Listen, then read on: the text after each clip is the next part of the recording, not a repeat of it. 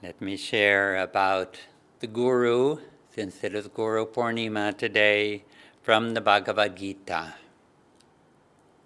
Sri Krishna tells us, by surrender of the self-will to the wise, by sensitive inward and outward questioning of the wise, and by service to the wise, those who have realized the truth will be able to convey their wisdom to you. Having fully received that wisdom from a true Guru, O Arjuna, you will never again fall into delusion, for you will behold all creation contained within your expanded self, and then behold it in me beyond all creation. Even the worst of sinners can, using the raft of wisdom, safely cross the ocean of delusion. O Arjuna, as fire burns wood to ashes, so does the fire of wisdom burn to ashes all one's karma.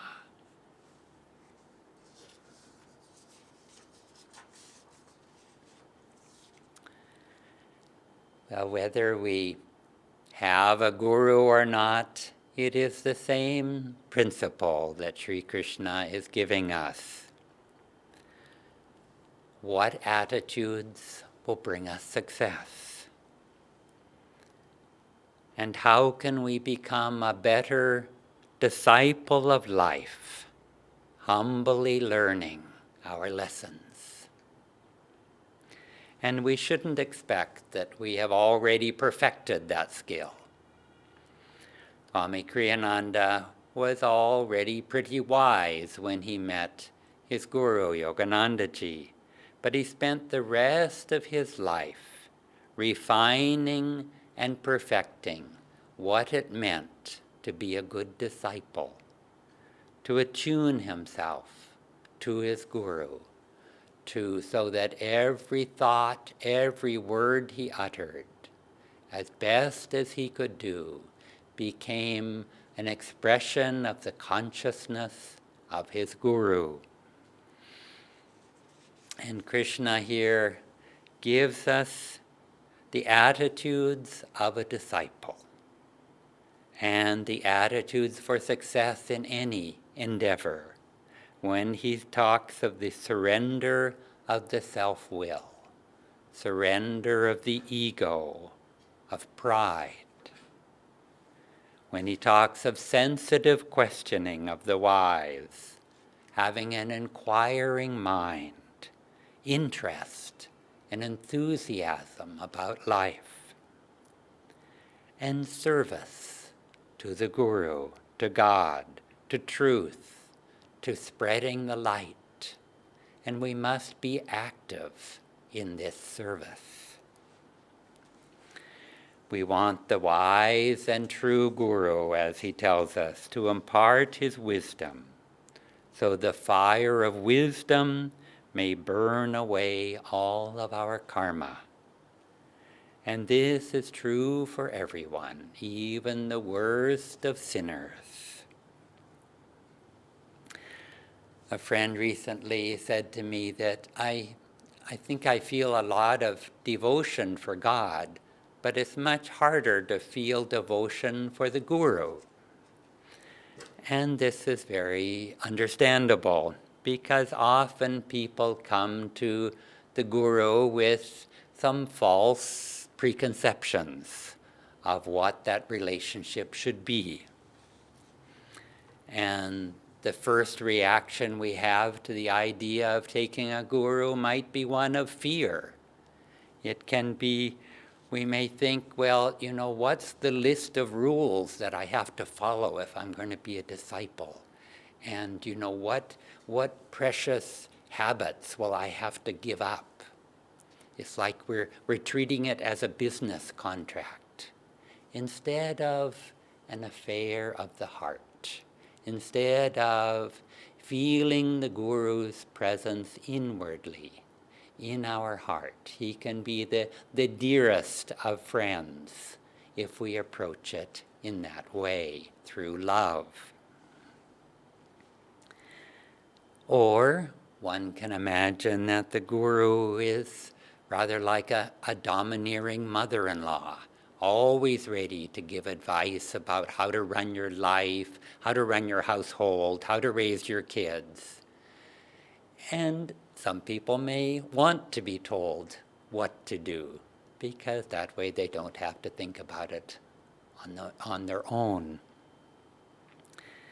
When we place a magnet, as we know, next to a bar of steel, that magnet develops the bar of steel into another magnet.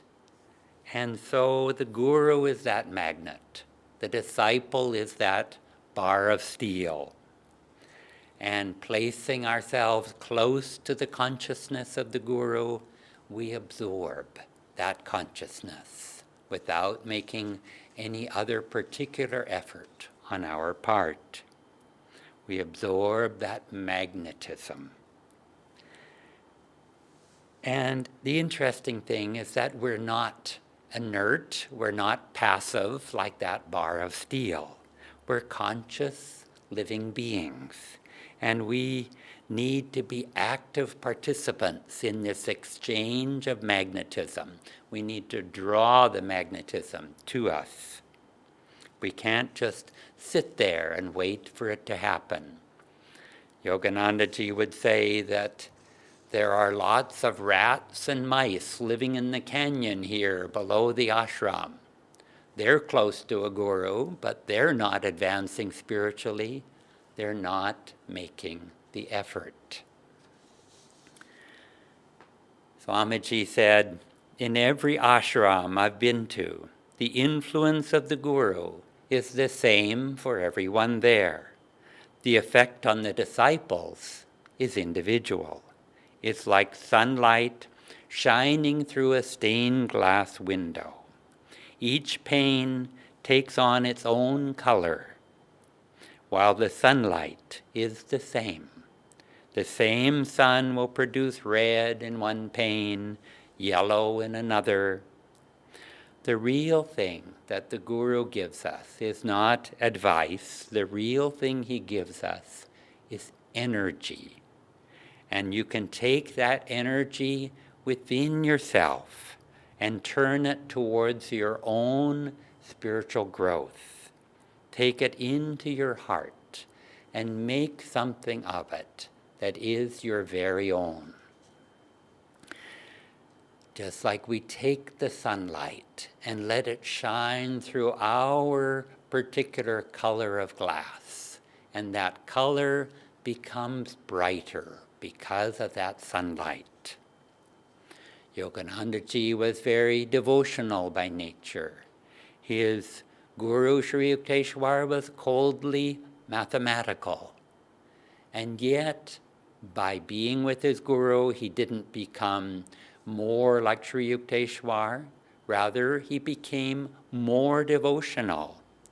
And because the Guru gave him the energy, and that energy brought out the natural devotion in Yogananda ji.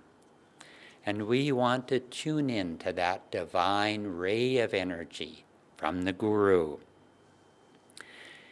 Each time Yogananda ji told his disciple Mira to work less, he would repeatedly give her more work until she changed her attitude and said, instead of, for our life here, instead of using the word work, we could use the word service. She understood the key of karma yoga. But there's several other lessons in this story also. She understood also another essential attitude of the disciple, self-surrender.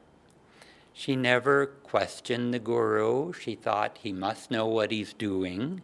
Rather, she questioned herself. What can I learn from this?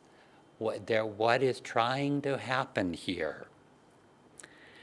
Most people might react to that same situation of saying, well, why is he giving me more work? You know, he doesn't understand me. Nobody understands me. Poor me. Or maybe they will accept the situation, but accept it passively and say, oh, well, it must be my karma to suffer. You know, poor me. But Mira showed an active, enthusiastic acceptance. What lesson can I learn? How can I make it better? We have outside influences affecting us all the time, and we need to simply choose, what influences do I want to follow? Follow those who are self-realized, those who have the happiness or whatever it is that you want. And if you still feel awkward or uncertain relating to a guru, you can try this. Forget the concept of the guru. Forget the best attitude. Forget the way that you think you should behave with the guru. And simply surround yourself with his consciousness, with his music, with his voice, with his words, with his photos. Take a crash course, a full immersion in this guru. It is said that one moment in the company of a saint may be your raft over the ocean of delusion.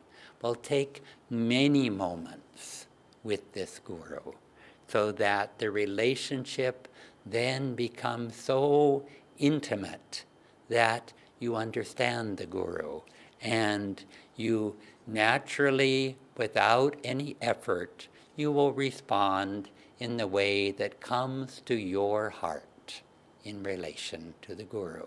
Thank you. Jai Guru. It's so nice to have a day where we celebrate our gurus and we honor them especially, although most of us, I'm sure, watching this satsang or here in this temple with us, honor the gurus every day when we pray to them before meditation, when we ask for their presence to be with us while we meditate throughout the day. We ask for their guidance. We ask to be their channels. So I have a feeling that most of us honor them every day, which is as it should be, because they deserve it. They have come from a life of infinite joy and freedom in God, as Swamiji says, and they manifest on earth. God manifests himself on earth in a physical form, which is limited and which will, in fact, have suffering and pain, and perhaps pain, and certainly the physical body will end up leaving. So they take on this tapasya for us, for their divine friends, for their chelas, for their disciples. And it would just be enough on the spiritual path if we could just express our gratitude to them every day. And they come again and again. And when you think of our direct line of gurus, this ray of light came down in response to our soul calls, to the soul calls of many, many here on earth in this age. Babaji, is sort of like the protector of the planet. Lahiri Mahashaya, through him, Kriya Yoga reemerged in this new age. And with Lahiri in Varanasi, he taught Kriya Yoga to people of all religions, to all castes. And Sri Yukteswar, in writing the Holy Science at Babaji's behest, he started to create this link between East and West. And he trained our guru, Paramhansa Yogananda. And Yogananda was the first yoga master to move and live in the West and to spread meditation and yoga and these deep, deep teachings to the West, and really brought into the modern age this idea that we are beings of energy, that all of this universe is a manifestation of divine consciousness and energy, and how with that awareness and understanding we can work with energy and transform ourselves into light, into that infinite consciousness. And so we are so blessed that these great ones in this line came down and for all of mankind, but also for each of us individually, because our hearts and our soul must have been calling them. Whether consciously or unconsciously, we were calling them, and they have come to us. And perhaps, when we're ready finally to receive the guidance of a guru, we've already gone through a lot of different experiments of what works or what doesn't work, and maybe we've had to go through many, many lives. We've made mistakes, we've started over, we kept searching for our security and our happiness somewhere in the world, somewhere outside ourselves, and just kept seeing, nope, that doesn't work, nope, that doesn't work. And after countless lifetimes, we start to realize that we're looking in the wrong place and we're asking the wrong questions. And I was thinking about this topic yesterday in the movie Groundhog Day with Bill Murray. If you haven't seen that movie, you should see it. It's really funny. It's an old movie. But what happens is that this man keeps getting to live the same day over and over and over again. And at the beginning of the movie, he's very selfish and doing everything for self-gain, everything for his ego. And by the time of having relived the same situations with these same relationships again and again, by the end of the movie, he's no longer asking what he can get, but how he can give to others, how he can help others, how he can make others more happy. So in his own evolution, he suddenly was, like us, able to perhaps start asking the right questions and understand with humility, recognize that we, as disciples, are ready for some guidance and that we don't know all the answers. There's this Persian proverb that says, "He who knows not and knows not that he knows not is a fool. Shun him. But he who knows not and knows that he knows not is sincere. Teach him." And that's us, I believe. I think we know that we know not, and therefore we have had the great blessings of drawing a guru. And the guru is more than just a teacher, because up in our lives till now, perhaps we've had our parents, our school teachers, coaches, different people that have guided us in different ways. And it is surprising when people think they don't need a guru because they'll take advice from everybody else. But when it comes to their spiritual life, they'll say, no, I don't need a guru for that. But a guru is so much more than a teacher, because he has walked the path that we want to walk. He has become one with God. He has been able to surrender his ego fully and transcend it and merge with the divine, which is exactly what the spiritual path is all about, and which is the path we each are walking. And so he's done it before. He can show us the way. He can show us the way that's best for us. And he guides us in that. And also, the guru has taken responsibility for our lives, which we can happily and gratefully give him responsibility for our lives. The guru can take us from darkness to light, can take us from ignorance to wisdom, and that is why he comes. And we have an eternal relationship with him. He's been helping us for incarnations, and it's why, all of us he's been helping, and it's why probably we have such an affinity together as a spiritual family, but also why, when perhaps we read the Autobiography or start practicing Kriya Yoga or tune in to his voice or chant his chants, or all the different ways, look into his eyes in his picture, all the different ways that we can start to attune our consciousness to him. We start to feel like, I recognize that vibration because I've felt it before. Krishna's playing his flute. I recognize that note. I've heard it before. And so they come again and again to bring us along. And we ask the Guru, please guide us. Look at Krishna and Arjuna. Krishna woke up and there was Duryodhana and Arjuna there. And Krishna asked Arjuna, do you want my vast army for this battle? Or do you want me and I won't even fight? And Arjuna says, Lord, I choose you. With you by my side, victory is assured. And that is the truth. And so Krishna drove Arjuna's chariot. And that's what we need to do. We need to invoke the Guru's presence in our lives so that he'll guide us. We want him to drive our chariot. So ask him, guide me, drive me.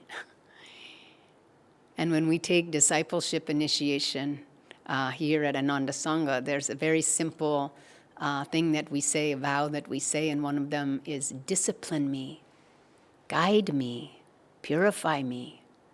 I mean, why wouldn't we want God through the Guru to help us in this way?